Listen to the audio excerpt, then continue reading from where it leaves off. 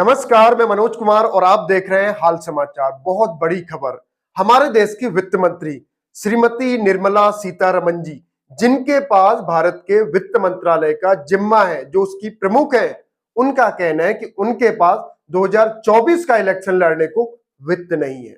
जी हाँ, एक TV interview में वो बताती हैं कि वो 2024 का इलेक्शन इसलिए नहीं लड़ रही है क्योंकि उनके पास पर्याप्त पैसा नहीं है। मतलब इलेक्शन लड़ने के लिए जो पैसा चाहिए होता है वो पैसा उनके पास नहीं है।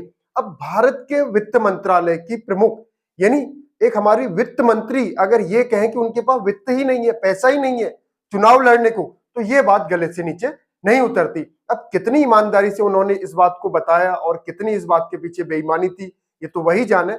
लेकिन हकीकत में देखिए, भारतीय जनता पार्टी जो कि सत्ता वाली पार्टी हमारी, जिनकी केंद्र में सरकार है, बहुत से राज्यों में सरकार है, भारतीय जनता पार्टी जिसको इलेक्ट्रोल बॉन्ड के जरिए 6,000 करोड़ रुपए से ज्यादा का चंदा मिलता है, उस पार्टी में वित्त मंत्री, उनकी वित्त मंत्री ये कहती है कि उनके पास 2024 का चुनाव लड़ने के लिए पैसा नहीं है।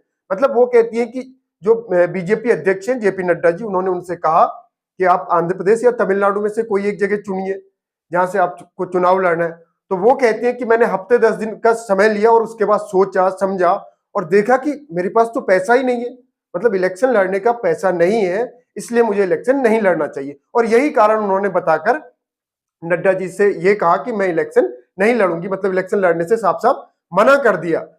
बातों बातों में इस इंटरव्यू में हालांकि वो ये भी मान लेती हैं कि मसला जीतने का भी है, मतलब इनडायरेक्टली इस बात को कबूल लेती हैं कि सारा मामला पैसों का नहीं है बल्कि मामला जीतने की समस्या का है। मतलब चुनौती मैं किसको दूंगी, कौन दूसरा सामने मजबूत कैंडिडेट होगा, उससे जीत पाऊं ना जीत पाऊं, तो ये सारे मामले थे।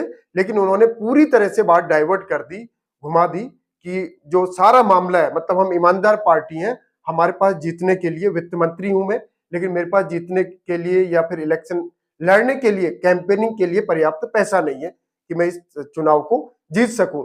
तो समझ सकते हैं भारतीय जनता पार्टी जिसको इलेक्ट्रोल बॉन्ड के जरिए 6,000 करोड़ रुपए से ज्यादा का चंदा मिला हो, पीएम केयर्स फंड में 7,000 करोड़ रुपए से ज्यादा अकेले 2020-21 में ही आता है।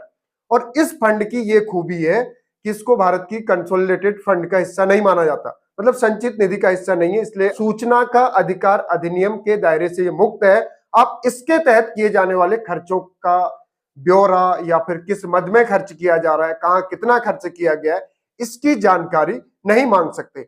हालांकि इस फंड का जो वास्तविक मकसद है, जो उद्देश्य है, वो है आपातकालीन स्थितियों से निपटने के लिए। मतलब कोविड टाइम में जिस तरीके से इस फंड के जरिए ये कहा गया कि हमने बहुत से जो है वेंटिलेटर्स बेड खरीदे या फिर ऑक्सीजन मंगाई या फिर बहुत सी दवाइयों में खर्च किया, तो एक तरीके से आपातकालीन स्थिति से निपटने के लिए इस फंड का यूज किया जाता है।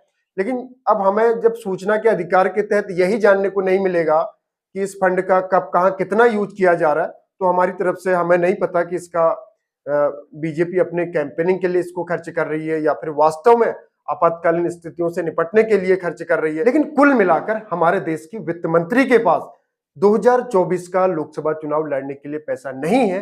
ये बात कितनी सही हो सकती है, कितनी गलत, ये आप बखूबी समझ सकते हैं। तो आज के लिए फिलहाल इतना ही, आगे फिर होगी मुलाकात किसी और नए मुद्दे के साथ। तब तक के लिए जय हिंद, जय भारत।